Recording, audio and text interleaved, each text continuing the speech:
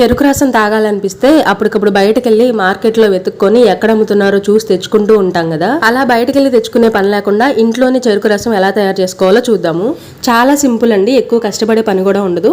దీనికోసం నేను ఒక 50 గ్రాముల బెల్లం తీసుకున్నా, ఒక లెమన్ తీసుకున్నా, కొద్దిగా అల్లం ముక్క చిన్న చిన్న ముక్కలుగా కట్ చేసి పెట్టుకున్నా. ఇప్పుడు వీటన్నింటిని మిక్సీలో వేసేసుకొని జ్యూస్ పట్టేసుకోవడమే. కావాలంటే దీంట్లో మనం కొంచెం ఐస్ కూడా యాడ్ చేసుకోవచ్చండి. కాకపోతే నేను జ్యూస్ అంతా రెడీ అయిన తర్వాత ఫ్రిడ్జ్ లో పెట్టేస్తా, అందుకని సపరేట్ గా ఇప్పుడైతే ఐస్ ఏం వేయట్లేదు. మిక్సీలో వేసిన బెల్లం కొంచెం మెదిగిన తర్వాత వాటర్ పోసుకోవాలి. ముందే వాటర్ పోయకూడదు. ముందే వాటర్ పోస్తే బెల్లం మెదగదండి, అందుకని తర్వాత పోసుకోవాలి. చెరుకు రసం తాగేటప్పుడు దానిపైన నొరగ వస్తుంది కదా, ఇప్పుడు మనకి సేమ్ అదే ఫీలింగ్ రావాలి అంటే మిక్సీని కొంచెం ఎక్కువసేపు తిప్పామనుకోండి, ఇలా నొరగ వస్తుంది. ఇప్పుడు కొంతసేపు ఫ్రిడ్జ్ లో పెట్టేసి ఆ తర్వాత తాగామనుకోండి, 90% మనం బయట చెరుకు రసం తాగితే ఎలా అయితే ఉంటుందో సేమ్ టేస్ట్ అయితే వచ్చింది. సెలవులకి పిల్లలు ఊరెళ్ళారండి. ఈ వీడియో చూసిన తర్వాత నాకు ఫోన్ చేసి నన్ను అడుగుతారు, నువ్వు ఒక్కదానివే తాగావా మాకు లేవా. ఈ వీడియో మీకు నచ్చితే లైక్ చేయండి, షేర్ చేయండి, సబ్స్క్రైబ్ చేయండి. మళ్ళీ కలుస్తా. బాయ్.